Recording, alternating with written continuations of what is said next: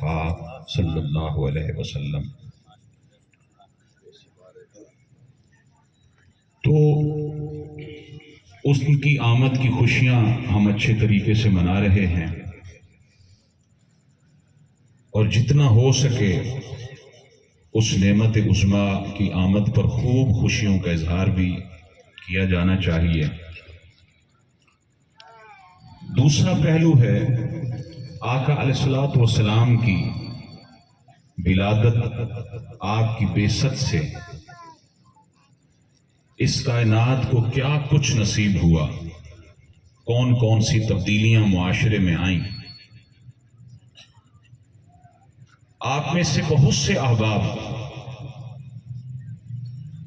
تاریخ سے واقفیت ہی نہیں بلکہ اس پر عبور رکھتے ہوں گے۔ آقا علیہ الصلوۃ والسلام کی جس وقت ولادت باسعادت ہو رہی تھی، اس وقت پوری دنیا 6 تہذیبوں پہ قائم تھی۔ ایک روم اور یونان کی تہذیب، مصر کی تہذیب، چین کی تہذیب، ایران کی تہذیب، ہندوستان کی تہذیب، اور ایک وہ تہذیب جس میں خود حضور تاجدار کائنات صلی اللہ علیہ وسلم تشریف لا رہے تھے، عرب کی تہذیب۔ قرآن مجید مطلقاً پوری دنیا کا نقشہ ہمارے سامنے رکھتا ہے، فرماتا ہے وَإِن كَانُوا مِن قَبْلُ لَفِي ضَلَالٍ مُبِينٍ۔ یہ 6 کی 6 تہذیبیں گمراہی اور دلالت کے گھپ اندھیروں میں مبتلا تھی۔ آپ دنیا کی اس وقت کی تہذیبوں کو پڑھیں اور ان کا تقابلی جائزہ لیں۔ ہندوستان کی تہذیب جو ہمیشہ سے مشرقی روایات کی امین رہی ہے، ولادت مصطفیٰ کے وقت یہاں پر بھی جو بیٹا اپنی سگی ماں سے منہ کالا کرتا، لوگ اس کو کاندھوں پہ اٹھا کے واہ واہ کر کے داد دیا کرتے تھے۔ قرآن مجید نے ایک اور مقام پہ فرمایا وَكُنْتُمْ عَلَى شَفَا حُفْرَةٍ مِّنَ النَّارِ۔ انسانیت مکمل طور پر تباہی اور بربادی کے دہنے پر جا کے دوزخ کے گڑھے کے کنارے پر تھی، قریب تھا کہ اس میں گر جاتی۔ وَاذْكُرُوا نِعْمَتَ اللَّهِ عَلَيْكُمْ إِذْ كُنْتُمْ أَعْدَاءً فَأَلَّفَ بَيْنَ قُلُوبِكُمْ فَأَصْبَحْتُمْ بِنِعْمَتِهِ إِخْوَانًا۔ لوگ مکمل طور پر تباہی اور بربادی کے دہنے پر، کیا روم اور یونان کی تہذیب، کیا مصر کی تہذیب، کیا چین کی تہذیب، کیا ایران اور ہندوستان کی تہذیب، اور کیا عرب کی تہذیب، پوری کائنات دوزخ کے گڑھے کے کنارے پر کھڑی تھی۔ اللہ رب ذوالجلال کو اس ظلم اور ستم کی چکی میں سسکیاں لیتی ہوئی انسانیت پر کرم آیا۔ اس نے ایسے محبوب کو بھیجا، آسمان پر جس کا نام احمد رکھا، زمین پر جس کا نام محمد رکھا۔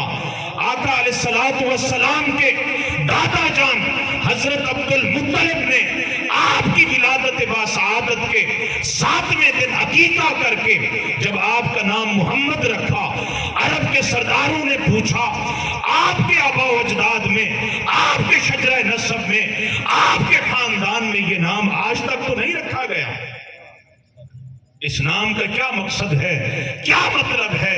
انہوں نے فرمایا محمد وہ ہے الذی یحمد حمدا کثیرا کثیرا، الذی یحمد حمدا مرۃ بعد مرۃ۔ محمد کی وہ ذات کائنات میں جس کی بار بار تعریف کی جائے اور زیادہ سے زیادہ کی جائے۔ وہ مصطفیٰ تشریف لائے، وہ لوگ جن کا کردار ننگ انسانیت تھا، وہ لوگ جن کو بکریاں چرانے کا طریقہ نہیں آتا تھا، وہ لوگ جو انسانیت کی تاریخ سے ناآشنا، مصطفیٰ کی ولادت نے، مصطفیٰ کی بعثت نے، مصطفیٰ کی تشریف آوری نے ان کو ایسا پاک باز بنایا کہ اب ان کی پاک بازی پر اللہ کے فرشتے بھی رشک کرنے لگ گئے۔ قدسیان فلک کو بھی رشک آ گیا، اور وہ لوگ جو صدیوں سے ایک دوسرے کے خون کے پیاسے تھے، تاجدار کائنات صلی اللہ علیہ وسلم کی آمد نے ان کو ایسا باہم شیر و شکر کیا۔ کسی کہنے والے نے کیا خوب کہا کہ یا رسول اللہ، کچھ آپ کے خلق نے کر لی، کچھ آپ کے پیار نے کر لی، مسخر اسی طرح دنیا شاہ ابرار نے کر لی۔ تو دنیا مکمل تباہی اور بربادی کے دہنے پر تھی۔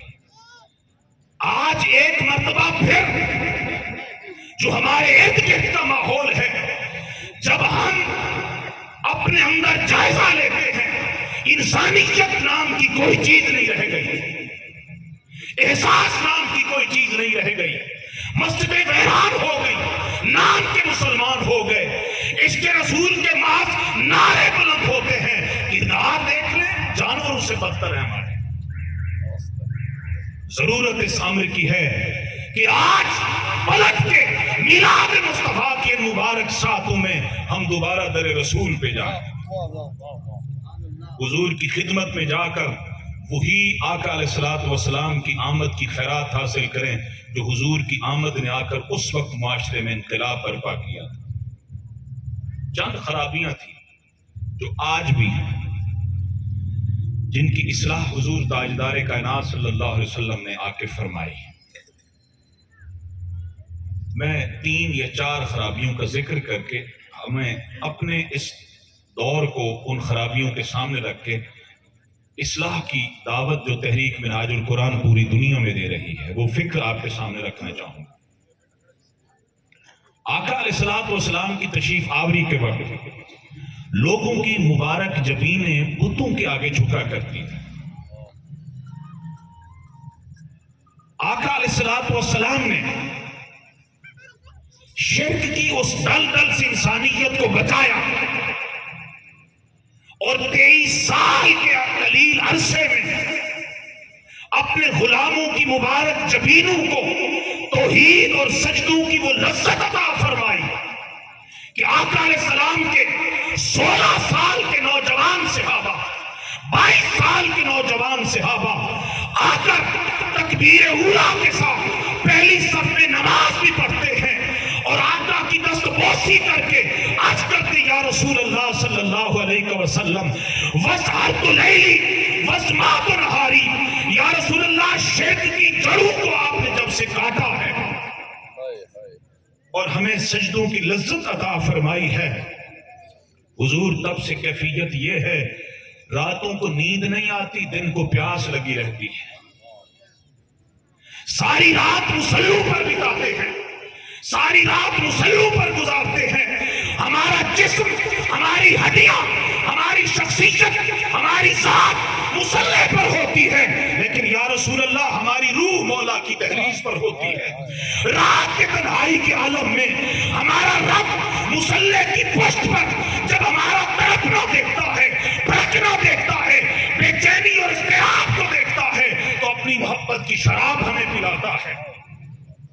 ساری رات مصلوں کی پشت پر اس کی محبت کی شراب پیتے ہیں، اس انتظار میں دن آ جاتا ہے، اور دن اس انتظار میں گزرتا ہے کہ دن جائے اور رات دوبارہ پھر آئے۔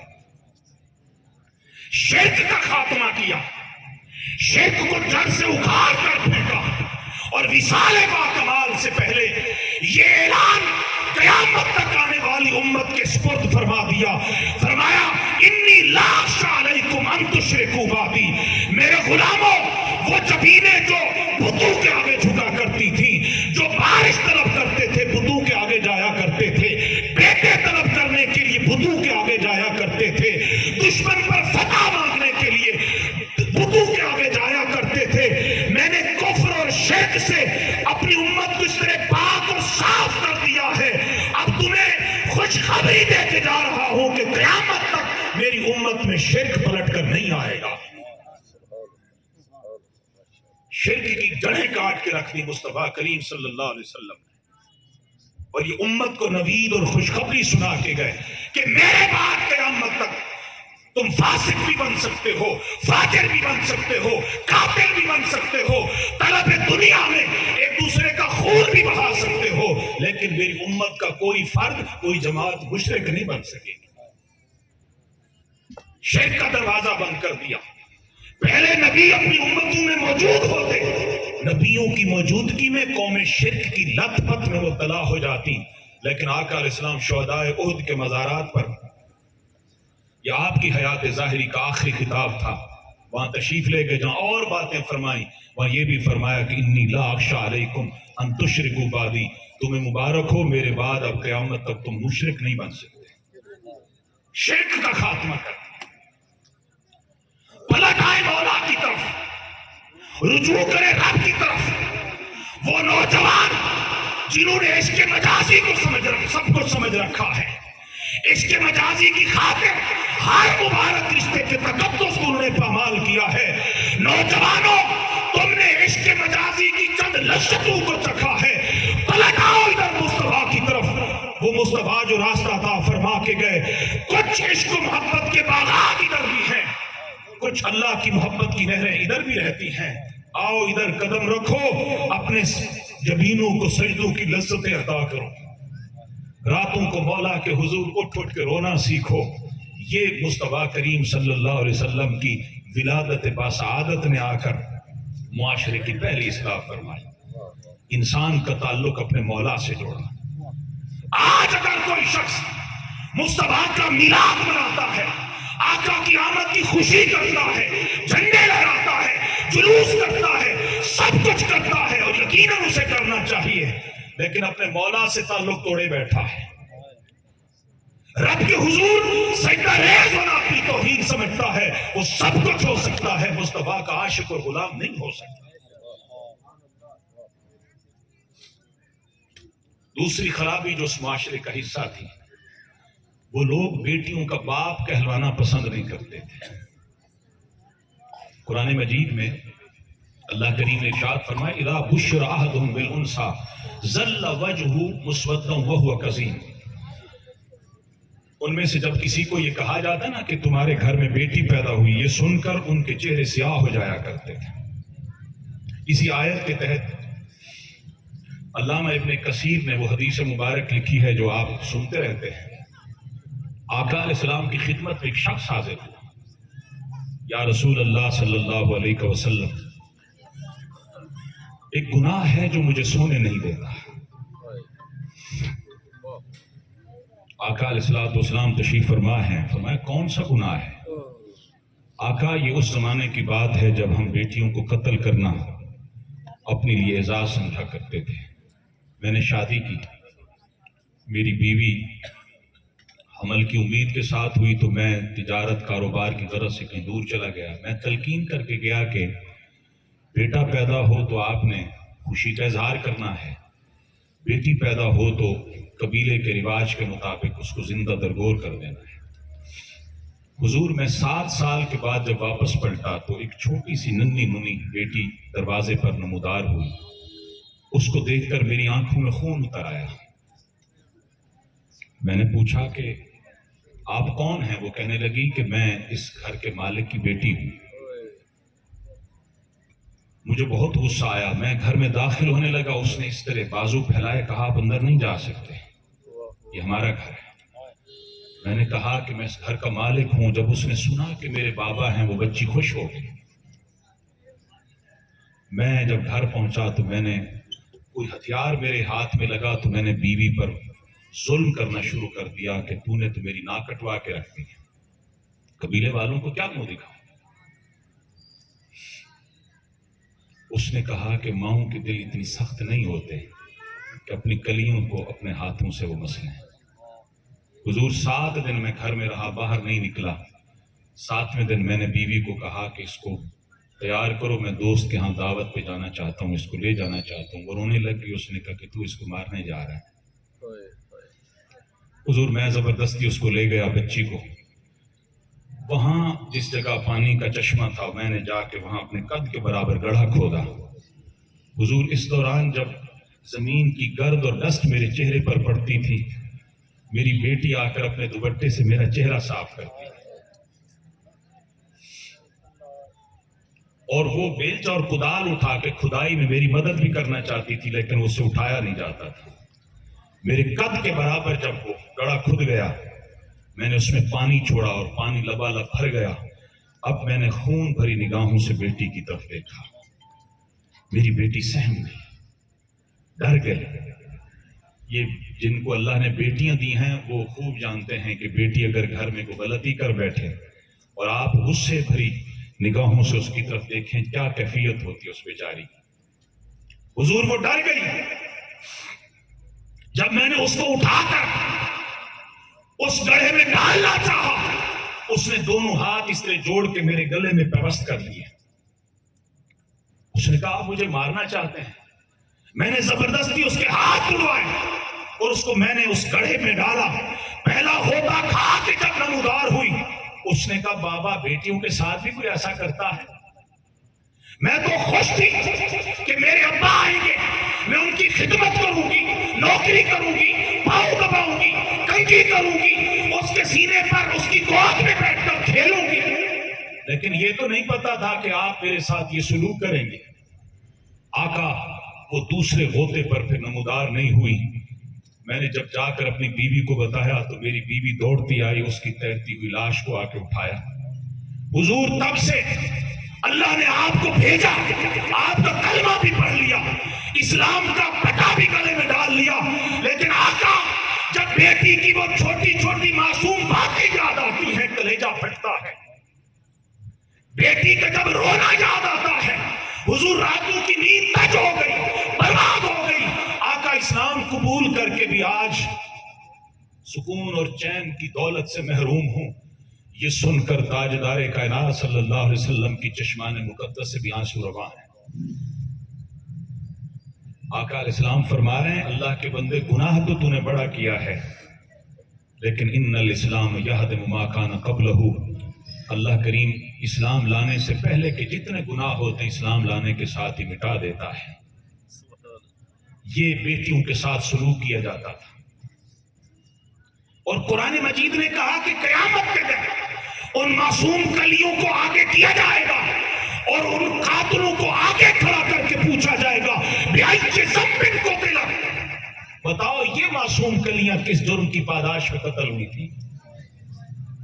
اسی معاشرے میں اللہ کریم نے مصطفیٰ کو 4 بیٹیاں عطا فرمائیں، سیدہ زینب، سیدہ رقیہ، سیدہ ام کلثوم اور سیدہ کائنات حضرت بی بی فاطمہ الزہرا سلام اللہ تعالی علیہا۔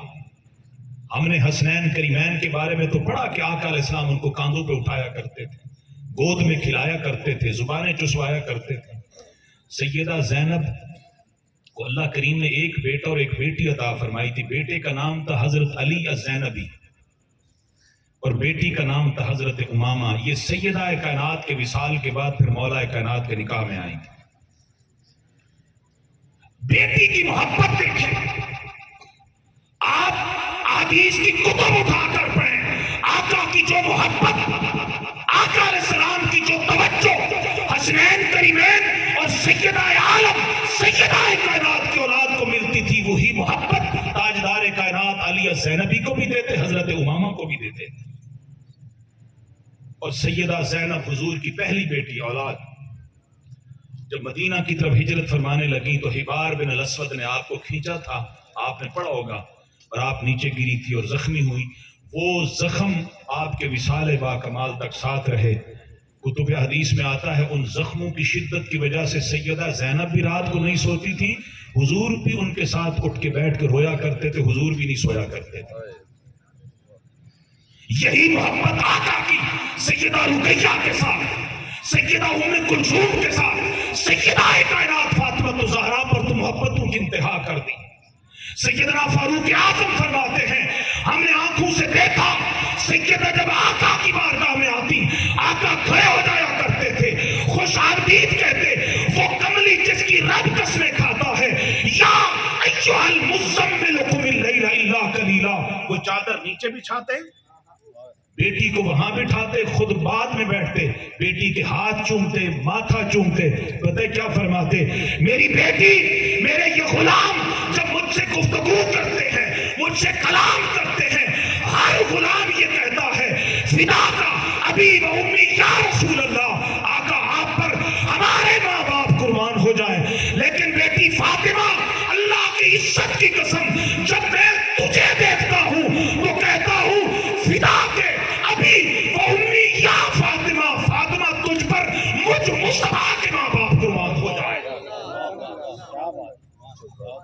فاطمہ تجھ پر کل کائنات کے ماں باپ قربان ہو جائیں، یہ بیٹیوں کو مصطفیٰ نے عزت عطا فرمائی۔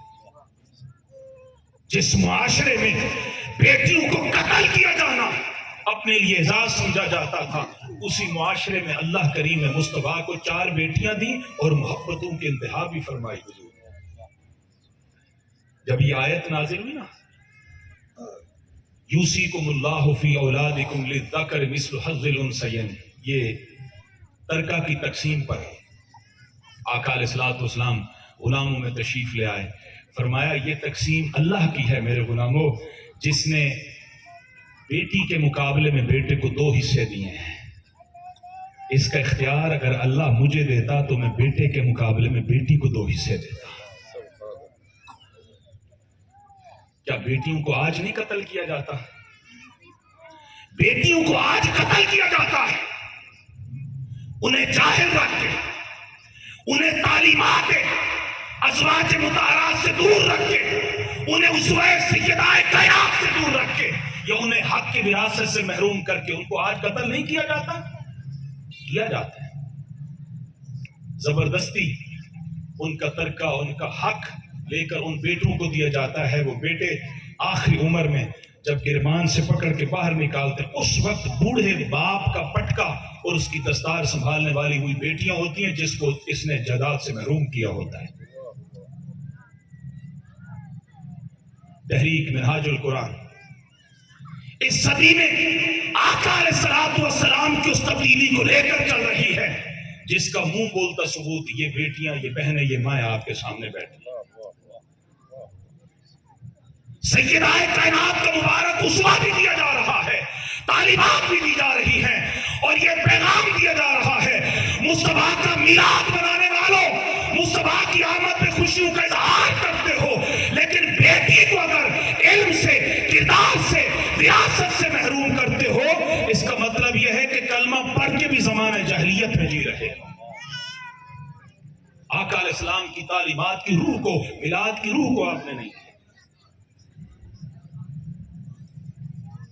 تیسری چیز جو اس معاشرے کا حصہ تھی وہ تھی مفاخرت، اپنے آپ کو سب سے اعلیٰ و افضل جاننا اور مد مقابل کو حقیر اور کمی جاننا۔ آپ اندازہ لگائیں، آقا علیہ الصلوۃ والسلام نے 8 ہجری میں مکہ کو فتح فرمایا، بڑے بڑے لوگ کلمہ پڑھ کے مسلمان ہوئے۔ ظہر کا وقت تھا، آقا علیہ الصلوۃ والسلام نے سیدنا بلال رضی اللہ تعالیٰ عنہ کو حکم فرمایا کہ آپ کعبۃ اللہ کی چھت پر کھڑے ہو کر اذان کہیں۔ حضرت بلال کو سرداران قریش نے جب کعبۃ اللہ کی چھت پہ دیکھا، پتہ انہوں نے کیا کہا؟ وہ کہنے لگے کہ معاذ اللہ، محمد صلی اللہ علیہ وسلم کو اس کالے کوے کے علاوہ اور کوئی نہیں ملا تھا۔ یہ الفاظ حضور کے کانوں میں پڑے، حضور کھڑے ہو گئے، فرمایا الا ایھا الناس ان ربکم واحد ان اباکم واحد لا فضل لعربی علی عجمی ولا لعجمی علی عربی ولا لاسود علی احمر ولا لاحمر علی اسود الا بالتقوی۔ تمہارا رب ایک ہے، تمہارا باپ آدم بھی ایک ہے، اس ایک رب نے ایک باپ کی اولاد کو، کسی دیہاتی کو شہری پر اور کسی شہری کو دیہاتی پر، کسی گورے کو کالے پر اور کسی کالے کو گورے پر کوئی فوقیت نہیں دی۔ اللہ کے نزدیک فوقیت کا دار و مدار، برتری کا معیار، قربت کا معیار اگر ہے تو وہ تقوی کا نور ہے، تقوی کا نور ہے۔ آقا علیہ السلام کے سامنے حضور کے کسی غلام نے کسی دوسرے صحابی کی ماں کو گالی دی اور کہا کہ اے کالی ماں کے بیٹے۔ آقا علیہ السلام نے جب سنا تو حضور علیہ السلام کھڑے ہو گئے، فرمایا اس کو کالی ماں، اس کی ماں کو کالی ماں کہہ کر گالی دینے والے، کیا تو نہیں سمجھتا کہ میری ماں آمنہ کے بعد جس نے میری تعلیم تک، میری خدمت اور نوکری کی ہے، میری ماں ام ایمن، وہ کالی نہیں ہے؟ آقا علیہ السلام نے اس طرح اس فرق کو مٹایا، فرمایا ان اللہ لا ينظر الى اجسامکم، اللہ تمہارے جسموں کو نہیں دیکھتا، کہ کون جس میں کمزور ہے اس کو نیچ کر دیا جائے اور کون تندرست اور توانا ہے اس کو برتری اور فوقیت دے دی جائے. وَلَا إِلَىٰ صُوَرِكُمْ وَلَا إِلَىٰ أَمْوَالِكُمْ، نہ تمہاری شکلوں کو دیکھتا ہے، نہ تمہاری صورتوں کو دیکھتا ہے، نہ تمہارے مال اور بڑی بڑی کوٹھیوں کو دیکھتا ہے. وَلَٰكِن يَنظُرُ إِلَىٰ قُلُوبِكُمْ وَأَعْمَالِكُمْ، اللہ تمہارے دلوں میں چھپے ہوئے تقوی کو دیکھتا ہے یا تمہارے اعمال کو دیکھ کے پھر اس بندے کو اپنی قربت کا نور عطا کرتا ہے. آج اس بات کو اپنے سامنے رکھیں، یہ تفریق آج نہیں ہے. 2 ٹکے کسی کے پاس آ جائیں، حضور کے غریب امتی کو ہاتھ ملانا گوارا نہیں کرتا. اس کی گاڑی پر اگر غریب کا ہاتھ لگ جائے تو گاڑی کو جا کے سروس کرواتا ہے کہ غریب کے جراثیم اس کی گاڑی میں زیادہ دیر تک نہ رہے. اپنے آپ کو کہنا کہ میں فلاں کا بیٹا فلاں، میری اتنے پاس جائیدادیں جاگیریں، یہ کمی کمور، یہ کون ہوتے ہیں میرے سامنے گفتگو کرنے والے؟ یہ فرق آج بھی ہے، اور یہ فرق رکھ کے حضور کی غلامی کے نعرے کا ڈھوگ رچایا جاتا ہے. آج اگر کوئی آقا علیہ الصلوۃ والسلام کی ولادت باسعادت کے 1500 سال بعد کلمہ پڑھ کے بھی یہ سوچ رکھتا ہے کہ میں اعلیٰ ہوں، فلاں کمی کمور ہے، اس کا مطلب ہے اس نے میلاد مصطفیٰ کی روح کو بھی نہیں پایا، وہ آج بھی زمانہ جاہلیت میں جی رہا ہے. وہ آج بھی زمانہ جاہلیت میں جی رہا ہے. یہ تاجدار کائنات صلی اللہ علیہ وسلم کی آمد نے اس معاشرے میں تبدیلیوں کا آغاز فرمایا. بندوں کے ٹوٹے ہوئے تعلق کو رب سے جوڑا، بیٹیوں کو حقوق عطا فرمائے. ماں جو ترکہ سمجھی جاتی تھی، بیٹے اپنے شوہر کے مرنے کے بعد ماں کی قدموں میں جنت رکھ دی. فرمایا یہ ماں ہے، اس کے قدموں کے نیچے جنت ہے. یہ باپ ہے جس کی رضا میں رب کی رضا ہے. بیٹیوں کی تعلیم و تربیت کرنے والوں کو فرمایا یہ دیکھ رہے انگلیاں ملی ہوئی ہیں، بیٹی کی صحیح تعلیم و تربیت کرنے والا کان معی فی الجنہ، جس طرح انگلیاں ملی ہوئی ہیں اسی طرح جنت میں میرے ساتھ ملا ہوا ہوگا. اور مساوات کا یہ درس دیا کہ خود مصطفیٰ چل رہے ہیں، غلام حضور کی اونٹنی پر سوار ہیں. یہ چیزیں آج ہم سے رخصت ہو چکی ہیں. ہم چوری کے میاں مٹھو، سستا سودا جہاں سے ملے، کڑوی حضور کی سنتوں کو تو ہم نے چھوڑ ہی رکھا ہے. میٹھی سنتیں ہم اپنانے کے عادی بن چکے ہیں. ہم نے کبھی سوچا کہ یہ آقا علیہ الصلوۃ والسلام کے میلاد نے یہ انسانیت کو یہ چیزیں عطا فرمائیں؟ آج گھوم پھر کے ہم دوبارہ زمانہ جاہلیت کے اقدار میں آ چکے ہیں. پلٹ آئے مصطفیٰ کی طرف. یہی پیغام پوری دنیا میں تحریک منہاج القرآن دے رہی ہے. لوگوں شخصیتوں کے بت پاش پاش کر کے اس ایک رب کی طرف آ جاؤ. مولا سے عشق کرو، اپنی جبینوں کو اسی کے سامنے جھکاؤ. اسی کے سامنے جھکاؤ گے، پھر جب وہ بلندی دے گا تو پھر کوئی مائی کا لال آپ سے وہ بلندی چھین نہیں سکے. آئیں حضور کی طرف، آئیں آقا علیہ الصلوۃ والسلام کے میلاد کے پیغام کی طرف. یہی پیغام، یہی میسج پوری دنیا میں تحریک منہاج القرآن دے رہی ہے کہ حضور کی آمد کا جشن بھی منائیں، اور اس جشن کے ساتھ ساتھ مصطفیٰ کی آمد نے جو کچھ انسانیت کو عطا کیا اس کو بھی اپنانے کی ضرورت ہے. اس کو بھی اپنے کردار کا حصہ بنائیں. ہر دو عالم میں تمہیں مقصود گر آرام ہے، ان کا دامن تھام لو جن کا محمد نام ہے. یہی پیغام، یہی میسج پوری دنیا میں سیدی شیخ الاسلام اور تحریک منہاج القرآن دے رہی ہے کہ یا رسول اللہ، میں جب پی ایچ ڈی کر رہا تھا تو بہت سی ممالک میں جانا نصیب ہوا. میں نے 2 ممالک میں اقبال کی تصویر سرکاری دفاتر میں دیکھی، ایک ایران میں اور ایک ترکی میں. اچھا، تو وجہ پوچھی گئی. ہماری ملاقات تھی، یہ 2016 یا 17 کی بات ہے، آیت اللہ خمینی صاحب سے. تو ہم نے ان سے پوچھا بھی یہ اقبال کی تصویر امام خمینی صاحب کے ساتھ بعض جگہوں پہ ہم نے دیکھی ہے. تو وہ کہنے لگے کہ پورے ایران کے یہ مرشد ہیں، اور ترکی میں تو آج کا صدر بھی وہ اقبالیات کو پڑھتا ہے. تو اقبال سے کسی نے پوچھا کہ اقبال یہ عزت آپ کو کہاں سے ملی؟ انہوں نے بھی یہی کہا تھا کہ نہ کہیں جہاں میں اماں ملی تو کہاں ملی میرے جرم خانہ خراب کو یا رسول اللہ تیرے عفو بندہ نواز میں. آب روئے ماز نام مصطفیٰ. یہ جھوٹی عزتوں کے بت پاش کریں. حقیقی عزت اگر حاصل کرنی ہے تو مصطفیٰ کی جوڑوں میں اللہ نے رکھی ہے. آقا علیہ الصلوۃ والسلام نے ان تبدیلیوں کا آغاز کیا. شراب اس معاشرے کا حصہ تھی. آقا علیہ الصلوۃ والسلام نے تدریجاً اس کا خاتمہ فرمایا. ہمارے ہاں ایک یہ بھی بڑا رولا ہے کہ اگر ہم دین کے دائی ہیں تو ہم کلاشن کوف گردن پہ رکھ کے دین پر عمل کروانا چاہتے ہیں. میں بہت سارے ایسے مسائل میں نے سیدی شیخ الاسلام کی قدموں کی خیرات، میں نے صحیح بخاری آپ سے مسجد نبوی شریف میں پڑھی تھی، اور صاحبزادہ حسن محی الدین صاحب بھی ساتھ تھے، حسین محی الدین صاحب بھی ساتھ تھے.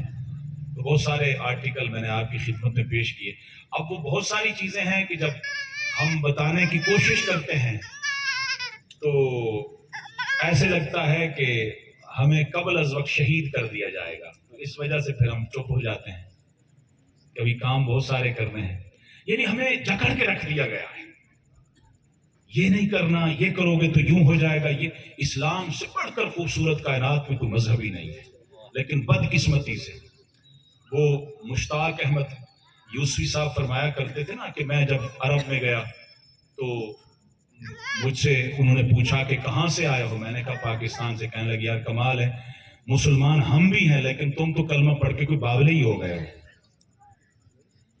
تو یہاں اسلام آج ہم مذہبی لوگوں کو دیکھ کر اپنایا جاتا ہے، ان کے کردار کو دیکھ کر اپنایا جاتا ہے. اس وجہ سے دین لوگوں کی روحوں میں جگہ نہیں پا سکا، دلوں میں جگہ نہیں پا سکا. آپ دین کسی مولوی کسی دیندار کو دیکھ کے نہ حاصل کریں. آپ دین کو حاصل کرنا چاہتے ہیں، مصطفیٰ کو دیکھیں، حضور کے اصحاب کو دیکھیں، حضور کی اہل بیت کو دیکھیں. یہ بھی بڑا مسئلہ ہے. تو آقا کریم صلی اللہ علیہ وسلم جب بھی کسی کی تربیت فرمایا کرتے وہی شراب کا کس طریقے خاتمہ فرما، یک لخت نہیں خاتمہ فرمایا اس کا حکم تدریجاً آیا. یسألونک عن الخمر والمیسر، سب سے پہلے یہ حکم آیا کہ میرے محبوب یہ آپ سے شراب کے بارے میں پوچھتے ہیں، آپ ان کو فرما دیں. اس میں فوائد بھی بڑے ہیں لیکن اس کا جو گناہ ہے وہ اس کے فائدے سے بہت بڑا ہے. اب جو سلیم الفطرت لوگ تھے انہوں نے آہستہ آہستہ چھوڑنا شروع کر دیا. دوسرا حکم آیا لا تقربوا الصلاۃ وانتم سکارا، جب نشے کی حالت میں ہوا کرو تو نماز کے قریب نہ جایا کرو.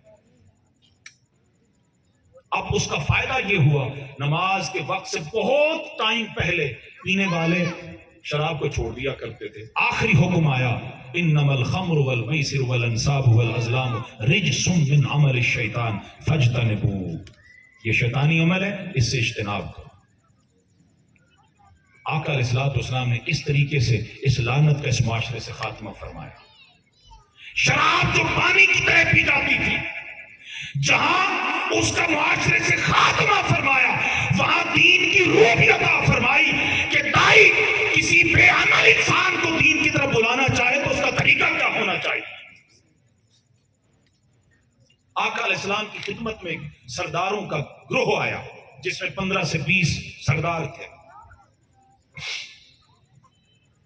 آقا علیہ السلام کو بتایا گیا یا رسول اللہ صلی اللہ علیہ وسلم یہ وہ ہیں جو دوستوں میں تو خرچ کرنا اپنے لیے اعزاز سمجھتے ہیں لیکن ان کی بیویاں ان کی جیبوں کی طرف تکتی رہتی ہیں، گھر کی طرف توجہ نہیں کرتے، بچوں پر خرچ نہیں کرتے، بیویوں پر خرچ نہیں کرتے.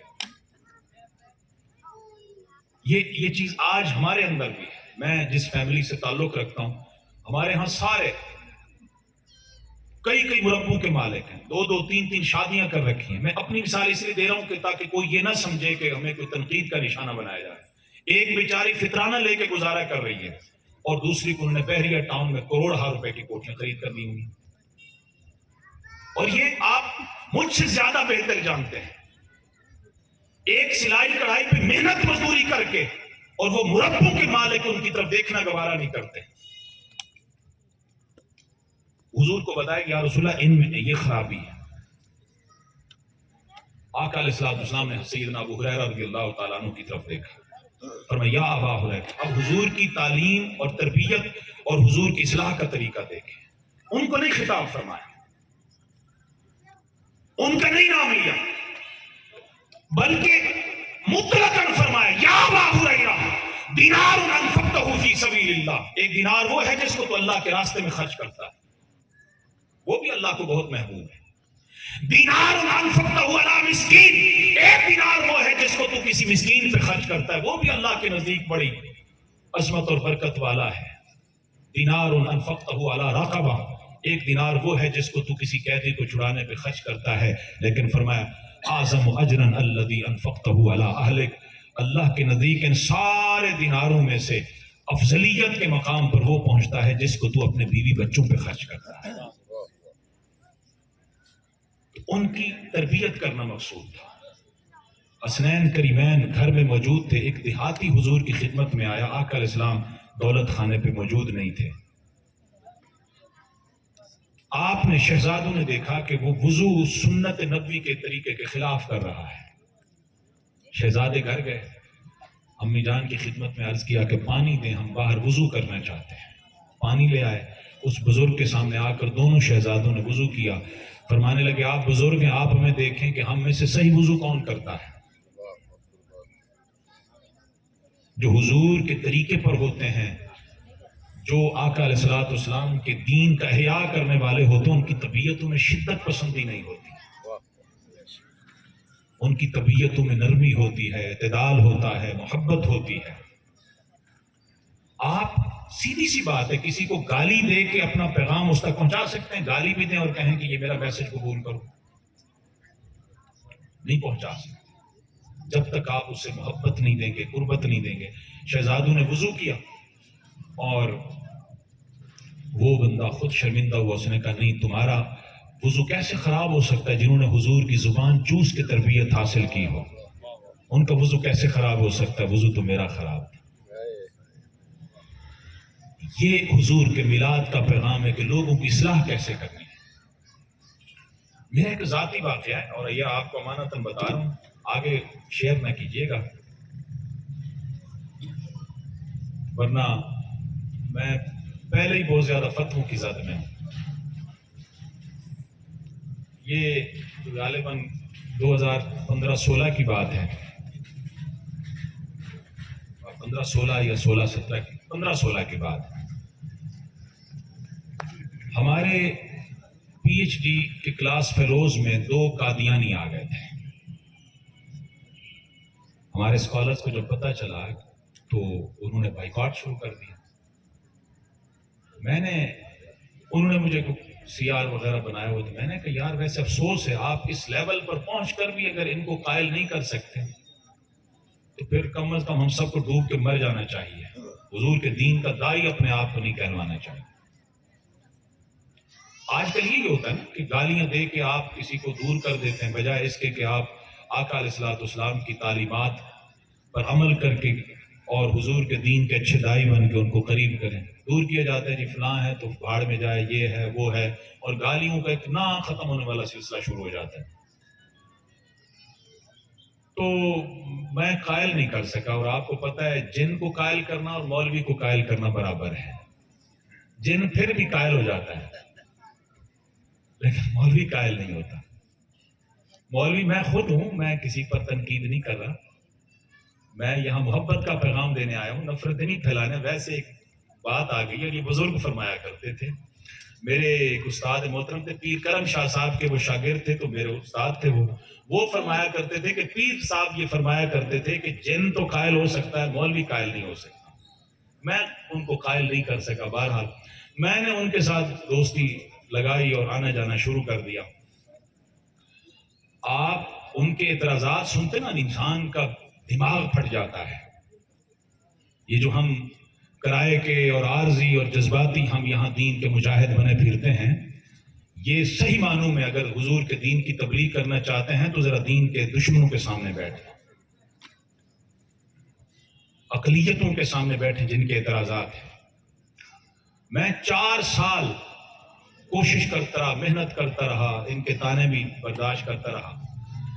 ہمارے ضلع میں امن کمیٹی کا اجلاس تھا، میں بھی ممبر تھا۔ میں نے کہا بھی آج سارے ممبران علماء کرام میرے ادارے میں آ جائیں اور وہاں آپ کے لیے خوشخبری ہے۔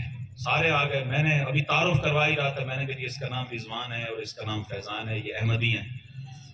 انہوں نے کھانے چھوڑ دیے، چائے چھوڑ دی اور کہنے لگے ہم کہتے نہیں تھے کہ طارق بابا کے پاس اتنا پیسہ جواری قادیانی تو دے رہے۔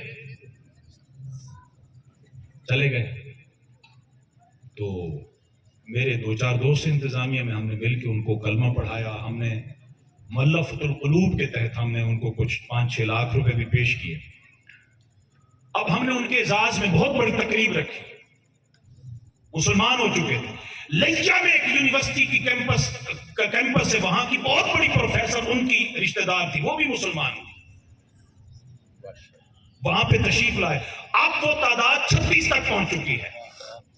پھر میں نے ان کو بلایا، میں نے کہا آپ تشریف لائیں۔ تشریف لائے، مبارکبادیں دی، سب کچھ کیا۔ میں نے کہا ان کے اعتراض سنیں، آپ کے اگر جھگڑے آپس کے ختم ہو جائیں تو ان کے اعتراضات کے کوئی جوابات دے دیں۔ تو جب تک آپ کسی کو قریب نہیں کریں گے، آقا علیہ السلام کی محبت کا پیغام آپ کیسے پہنچا سکتے ہیں؟ تو مصطفیٰ کے میلاد نے امت کو تبلیغ کا ایک راستہ بھی عطا فرمایا کہ تبلیغ میں، دین کی دعوت میں اگر شدت پسندی ہوگی تو مصطفیٰ کے دین کے ساتھ آپ دشمنی کر رہے ہیں، بھلائی نہیں کر رہے۔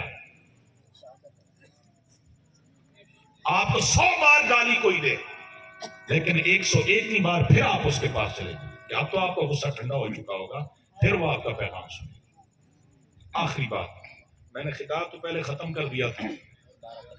آقا علیہ السلام کی جس معاشرے میں تشریف آوری ہوئی، وہ لوگ کاہنوں کے پاس جایا کرتے تھے، جادوگروں کے پاس جایا کرتے تھے، قسمت کا حال پوچھتے تھے۔ آقا علیہ السلام تشریف لائے، حضور نے منع فرما دی، ان کے پاس نہ جایا کرو، بلکہ وعید سنائی، فرمایا من اتى الکاہن فصدقہ بما یقول فقد کفر بما انزل علی محمد، جو بھی کسی نجومی، کاہن، قسمت کا حال بتانے والے کے پاس جائے گا، وہ اس قرآن کا انکار کر دے گا جو میرے قلب اطہر پہ نازل ہوا ہے۔ آج دیکھ لیں، ہم پڑھے لکھے لوگ ہو کر کہاں کہاں تھکے کھاتے پھر رہے ہیں، اور یہ آج کے دور کا بڑا خوبصورت اور بالکل زیرو انویسٹمنٹ سے شروع ہونے والا کاروبار ہے کہ آپ کو اگر کوئی کاروبار نہیں ملتا تو آپ 2-4 اپنے جیسے کوئی ویلے اور آوارے لوگ تلاش کریں اور پیر بن بیٹھیں اور تماشا دیکھیں۔ ہمارا ادارہ جس گلی میں ہے نا، وہاں اس گلی میں شاید مجھے پتہ چلتا محمد طارق نام صاحب کو کوئی پیر صاحب رہتے تھے، یہ دربار ہے، اس کا نام بھی عجیب سا ہے۔ ان کے گدی نشین کا نام میرے نام پر تھا یا میرا نام ان کے نام پر تھا۔ ایک خاتون اور اس کا شوہر تشریف لے، میں اچانک ادارے میں داخل ہو رہا تھا تو سیکیورٹی گارڈ نے کہا سر یہ آپ سے ملنے آئے۔ میں نے کہا جی۔ کہنے لگے پیر طارق صاحب آپ ہیں؟ میں نے کہا جی محمد طارق میرا نام ہے، پیر صاحب ابھی میں نہیں بنا۔ کہنے نہیں آپ عاجزی کر رہے ہیں، آپ پیر صاحب ہیں۔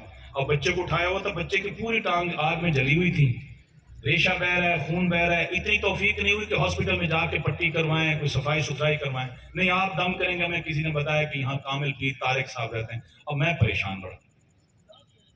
اچھا میں نے کہا ٹھیک ہے، میں نے درود پاک پڑھا، سورہ فاتحہ پڑھی تھا۔ میں نے کہا ابھی تلقین یہ ہے کہ جائیں اس کی پٹی کروائیں، اچھے ڈاکٹر سے اس کا علاج کروائیں اور انشاءاللہ صحت یاب ہو جائے گا۔ 15ویں دن جناب وہ پوری ٹریکٹر ٹرالی بندوق لے کے میرے پاس تشریف لے آئے۔ کہنے لگے جی آپ کے دم میں تو بڑا کمال کر دیا، بچہ صحت یاب ہو گیا۔ اب وہ جناب کوئی 2000 دے رہی ہے، کوئی 5000 دے رہی ہے، کوئی کہہ رہی ہے میری بہو میرا کہنا نہیں مانتی، کوئی کہہ رہی ہے میری جناب ساس ہے وہ ظلم کرتی ہے، یہ ہے وہ ہے۔ اب ایک اچھی خاصی اماؤنٹ جمع ہو گئی۔ ایک لمحے کے لیے میں نے بھی سوچا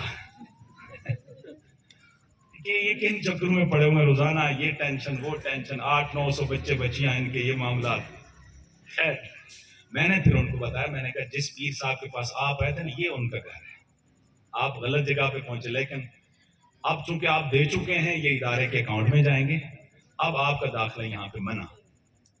یہ حال ہے ہمارے ہاں، تکے لگ جاتے ہیں۔ اب میں کہوں کہ جی میرے دم میں کمال کر دیا تو یہ سارا جھوٹ ہے۔ اللہ کی کرم نوازی، علاج کروائے۔ ایک خاتون آئی کہنے لگی جی بیٹا بچہ دودھ نہیں پیتا۔ آپ یقین کریں میری مائیں بہنیں بیٹیاں بیٹھی ہیں، میں نے فیڈر دیکھا، اتنی گندی بدبو آ رہی تھی، وہ بچہ کیسے پیے گا اس کو؟ تو میں نے کہا میری اماں جائیں اس کو صاف کریں، اس کو اچھے پانی میں دھوئیں، اس کے جراثیم صاف کریں، بچے کی طبیعت خراب ہو چکی ہے تو آپ کہتی ہیں جی دودھ نہیں پیتا، اس پہ دم کریں۔ اب کھانے پینے کی چیزیں ہی آپ اس کو آلودہ دیں گی تو دم مولوی کا کیا اثر کرے گا اس پہ؟ یہ چیزیں ہیں آج جن کا فائدہ اٹھایا جاتا ہے۔ تاجدار کائنات نے مطلقاً منع فرما دیا تھا، فرمایا ان کے پاس نہ جایا کرو، کاہنوں کے پاس، نجومیوں کے پاس، دین دشمنوں کے پاس۔ جو جائے گا وہ قرآن کا انکار کرے گا جو قرآن میرے قلب اطہر پہ نازل ہوا ہے۔ جب حضور نے ادھر ان کا دروازہ بند فرمایا، وہاں آقا علیہ السلام ام ایمن کے پاس جایا کرتے تھے۔ آپ سورہ کہف کو پڑھیں، اللہ کے نبی موسیٰ علیہ السلام نبی ہو کر ولی کی تلاش میں خضر علیہ السلام کے پاس جا رہے ہیں۔ آقا علیہ السلام کے اکابر صحابہ حضرت مولا کائنات علی المرتضیٰ اور سیدنا فاروق اعظم رضی اللہ تعالی عنہ حضور کی کملی لے کر یمن اس جگہ جا رہے ہیں جہاں حضور نے فرمایا مجھے محبتوں کی خوشبو آتی، اویس کرنی کے پاس جا رہے ہیں۔ جہاں ادھر سے منع فرمایا وہاں فرمایا اللہ والوں کے پاس جانا، ان کی زیارت کرنا، ان کی صحبت و سنگت میں بیٹھنا میری بھی سنت ہے، مجھ سے پہلے انبیاء کی بھی سنت ہے اور میرے صحابہ کی بھی سنت ہے۔ اس لیے اہل اللہ تلاش کریں، اللہ والے تلاش کریں۔ اِذَارُهُ ذکر اللہ، آقا ان کی پہچان کیا ہے، ان کی علامت کیا ہے؟ فرمایا ان کے چہرے کو دیکھو خدا یاد آ جائے، ان کی گفتگو سنو تمہارے علم میں اضافہ ہو، ان کا عمل دیکھو تو تمہیں آخرت یاد آ جائے۔ یہ اللہ والوں کی نشانی ہے۔ اور آج رات جس جگہ کا ارادہ کر کے آپ جائیں گے، اس دور کے بغیر کسی تعصب کے اور بغیر کسی خوشامد کے، یقیناً وہ اللہ والوں کا ڈیرا ہے، اور وہاں اللہ بھی ملتا ہے، اس کا محبوب بھی ملتا ہے۔ وہ آستانہ منہاج القرآن کا ہے، وہاں صرف اور صرف مصطفیٰ کا مرید بنایا جاتا ہے، مصطفیٰ کا غلام بنایا جاتا ہے۔ اس میسج کو اپنی نسلوں میں منتقل کریں۔ آج کے اس پرفتن دور میں زندہ رہنا چاہتے ہیں تو اپنی اولادوں کو حضور کے دین سے آشنائی دیں، حضور کے دین سے وابستہ کریں۔ اللہ کریم ہم سب کی کاوشوں کو اپنی بارگاہ میں قبول فرمائے۔ اللہ کریم آپ کا اس وقت تک بیٹھنا اور مجھے برداشت کرنا قبول فرمائے۔ وآخر دعوانا الحمدللہ۔